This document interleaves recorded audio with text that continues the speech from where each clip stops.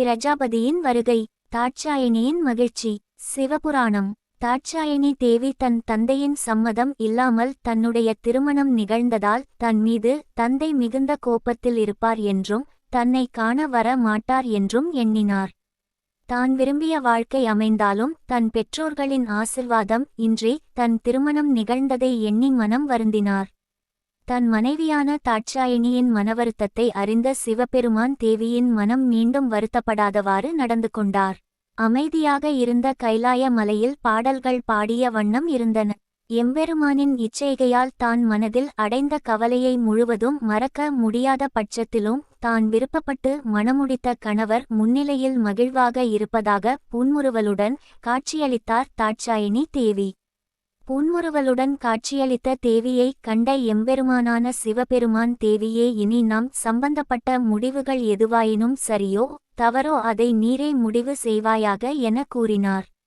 சிவனின் அன்பு மிகுதியால் கூறிய இவ்வார்த்தைகளை கேட்டு அதிர்ச்சியுற்ற தாட்சாயினி தேவி, இது உசிதம் அல்ல என்றும் என்னால் சரியான முடிவுகள் எடுக்க முடியாத பட்சத்தில் பிழைகள் ஏதோ உருவாகக்கூடும் என அஞ்சினார். சிவபெருமானோ என்னில் பாதியான நீர் சரியான முடிவை மட்டுமே எடுக்கக்கூடும் என்றும் ஒருவேளை அதன் பொருட்டு ஏதேனும் விளைவுகள் உண்டாகுமானால் அதை நான் சரிசெய்வேன் என்றும் கூறினார்.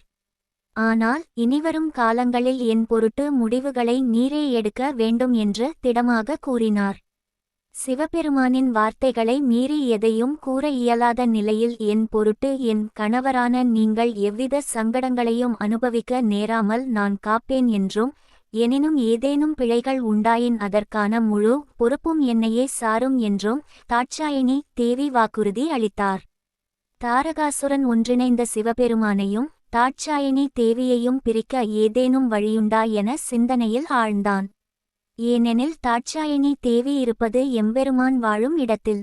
அவ்விடத்திற்கு அவரின் அனுமதியின்றி சென்றால் கண்டிப்பாக தோல்வியே உண்டாகும் என்பதை நன்கு உணர்ந்ததால் இந்த முறை செயல்படுத்தும் திட்டத்தில் எவ்வித தோல்வியும் ஏற்படாமல் இருக்க வேண்டும் என எண்ணினான். தாட்சாயினியின் பிரிவை தாங்க முடியாமல் கைலாயத்தில் உள்ள தன் மகளை பிரஜாபதியான தட்சன் காண சென்றார். தன் மகள் மீது கொண்ட அன்பால் செருக்கினை மறந்தார். ஆனால் பரம்பொருளான சிவபெருமான் என் மருமகன் என ஆணவம் உண்டாற்று. இனி எம்பெருமானும் என் பேச்சை கேட்பார் என எண்ணினார். தன் தந்தை கைலாய மலைக்கு வரப்போகிறார் என்பதை அறிந்த தாட்சாயினி தேவி அடைந்த மகிழ்ச்சிக்கு அளவே இல்லை.